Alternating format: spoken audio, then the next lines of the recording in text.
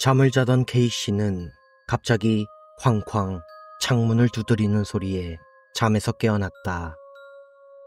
비몽사몽 창문을 바라보니 친구 B군이 잔뜩 흥분한 채로 창문을 두드리고 있었다. K씨가 황급히 창문을 열자 B군은 엄청난 기세로 말을 쏟아내기 시작했다. 엄청난 걸 발견했다고 같이 가자고. 손을 잡아 끄는 B군을 진정시키려 했으나 막무가내였다.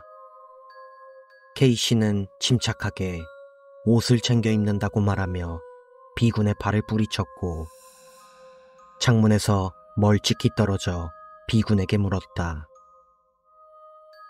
여기 5층인데? 너 어떻게 거기에 서 있는 거야?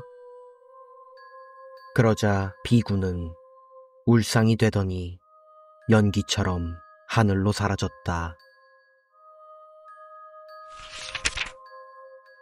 프랑스 남부 트리아드 초등학교 미술실에는 잠든 소녀라는 미술품이 걸려 있었다. 아주 아름다운 여성의 초상화였지만 매우 큰 눈동자와 하늘을 향한 시선이 섬뜩한 느낌을 풍기는 그림이었다. 어느 날 학교의 말썽꾸러기들이 그림이 마음에 들지 않는다는 이유로 여성의 눈에다가 붉은색 물감을 끼얹어 버렸다. 그림의 얼굴은 물감으로 빨갛게 덮여버렸고 그 순간 거대한 비명과 함께 학교에서 상주하던 경비원이 미술실로 뛰어들어왔고 그림을 챙겨 사라져버렸다. 얼마 뒤 경비원은 미술실에서 시체로 발견되었고 아주 날카로운 무언가로 얼굴 가죽이 깔끔하게 벗겨져 있었다고 한다.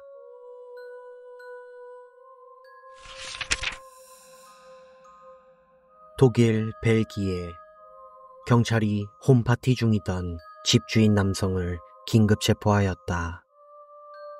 홈파티 손님에 의해 냉장고 안에서 토막난 시체를 발견했다는 신고가 들어왔기 때문이다. 지하실 냉장고 안에서 남편의 아내와 아들로 추정되는 시신을 발견하였지만 남성은 계속해서 저 시체들은 자신의 아내와 아들이 아니라고 억울함을 호소했다.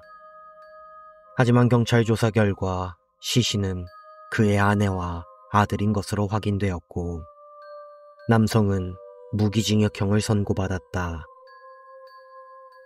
다만 경찰 당국은 이웃 주민들 모두 시체들의 모습이 남성의 아내와 아들이 아니라고 증언했다는 점, 홈파티에 가장 먼저 찾아온 손님들이 분명 남성의 아내와 아들이 함께 손님을 맞이했다고 증언했다는 점, 최초 신고 전화 속 목소리가 남성의 목소리와 똑같았다는 점 등은 공식적인 증거로 사용하지 않았다고 한다.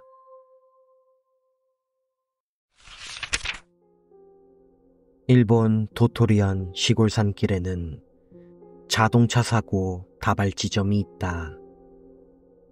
차들은 빠짐없이 같은 커브에서 핸들을 제대로 꺾지 못하고 도로 옆 절벽으로 추락했고 현장에는 항상 급하게 핸들을 꺾은 듯한 타이어 자국이 남아 있었다. 얼마 후 그곳에서 또 사고가 발생하였다. 하지만 이번에는 늘 일어나던 사고가 아닌 뺑소니 사고가 일어났다. 차가 어린 소녀를 치고 달아나 버린 사고였다. 얼마 후 뺑소니범이 잡혔고 범인은 취조실에서 공포에 질린 표정으로 거북길에서 갑자기 어린 소녀가 너무나 즐겁다는 듯 웃으며 뛰쳐나왔다. 라고 증언하였다.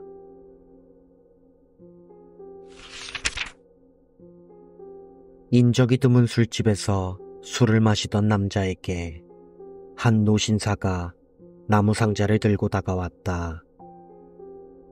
그 상자에는 파란색 버튼 하나가 달려 있었고 노신사는 친절한 말투로 남자에게 말했다. 버튼을 누르면 어딘가 먼 곳에서 당신이 모르는 사람이 죽습니다. 대신 당신에게는 5천만 원을 현금으로 드리겠습니다.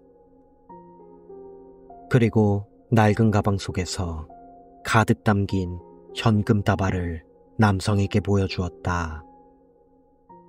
남자가 망설이자 내일 다시 돌아올 테니 시간을 가지고 결정하라 말하며 나무 상자를 두고 떠났다. 남자는 고민 끝에 어차피 모르는 사람이라 자신을 설득하며 버튼을 눌렀다. 다음날 노신사는 남성에게 5천만 원을 건네고 감사를 표했다. 남성이 정말 사람이 죽었냐고 묻자 노신사는 그렇다고 대답했고, 남성이 그럼 이제 그 상자는 어떻게 할 것이냐고 묻자 노신사는 깊은 듯 웃으며 친절하게 답변하였다. 어딘가 먼 곳에서 당신이 모르는 사람에게 똑같이 물어볼 겁니다. 절망하는 남성을 두고 노신사는 호련히 사라져버렸다. 1978년 7월 6일 미국 네바다주에서 올리버 램버트라는 17세 소년이 자전거를 타다 트럭에 치이는 사고가 발생하였다. 그런데 놀랍게도 그 트럭도 운전사도 심지어 트럭에 실린 짐까지도 2년 전 같은 날 올리버의 형 루카스가 트럭에 치여 죽었을 때와 모두 똑같았다. 게다가 둘 다 사고 당시 나이가 17세였고 타고 있던 자전거도 타고 달리던 거리와 행동도 모두 똑같았다. 딱 한 가지 다른 점이 있다면 사망한 형과 달리 올리버는 트럭과 치이기 전 마치 예상이라도 한 듯 대로변으로 몸을 던져 경미한 부상만 입었다는 점이다.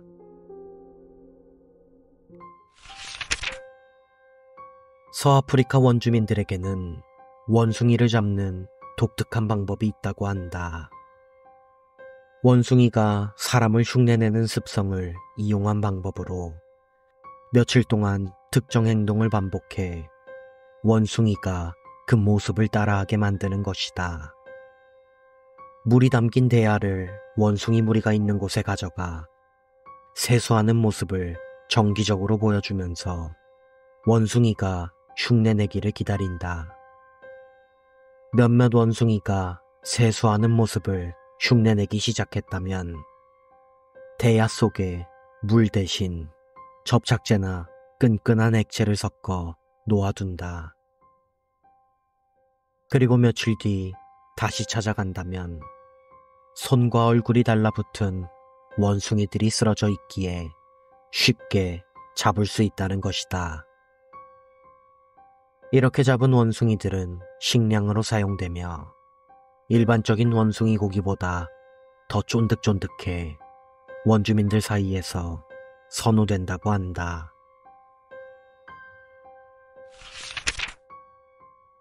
1980년대 한국, 토지 측량을 위해 인적이 드문 시골로 향한 B씨는 낯설고 외진 산길에서 길을 잃고 말았다.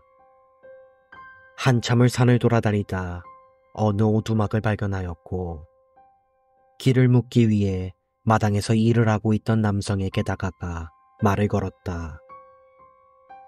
남성은 가마솥에서 무언가를 끓이고 있었고 B씨가 가마솥 안을 살펴봤더니 한복을 입은 사람 크기의 여자 인형이 가마솥 안에서 펄펄 끓고 있었다. B씨는 깜짝 놀랐으나 못 본 척을 하고 살갑게 길을 알려주는 남성에게 감사 인사를 한 뒤 헤어졌다. 남자가 알려준 길을 따라 언덕을 넘었을 때 오두막 쪽에서 여자의 비명이 메아리에 실려 들려왔지만 B씨는 애써 무시하며 길을 떠났다.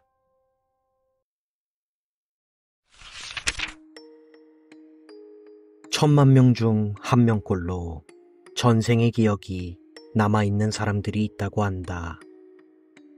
사소한 습관을 기억하는 사람부터 역사적 사실을 기억하는 사람들까지 다양하지만 이들 중 극히 일부는 사람이 아닌 다른 무언가였던 전생을 기억하는 사람들이 있다. 1890년대 프랑스에서 39명을 살인하고 토막내 인유까지 즐겨 먹었던 사이코패스 살인범 마르셀 카팔레스는 인간에게 도축된 나의 형제 자매들의 영혼이 나를 인간으로 태어나게 만들었고 나는 그들의 아픔을 돌려줄 뿐이다 라는 증언을 하였다. 그는 단두대에서 목이 잘리기 전까지도 자신의 죄를 인정하지 않았고 목이 잘려나가는 순간 큰 소리로 닭 울음소리를 내뱉으며 죽었다. 놀랍게도 목이 잘린 그의 몸통은 사후 일주일 동안 날개짓을 하듯 양팔을 퍼덕였다고 한다. 캐나다의 한 거울 판매장에서 근무하던 직원들이 연달아 실종되는 일이 발생하였다. 실종된 3명의 직원은 모두 입사한 지 채 한 달이 안 된 신입사원들이었고 범죄에 연루된 어떠한 증거도 발견되지 않았다. 판매장의 최고 선임자이던 로버트는 그들은 여전히 여기 있다 라고 증언하였으나 받아들여지지 않았다. 사건은 여전히 미제 사건으로 남아있으며 여전히 경찰 측으로 거울 속에서 실종자들이 당황스러운 눈빛으로 쳐다보고 있다는 신고 전화가 접수되고 있다.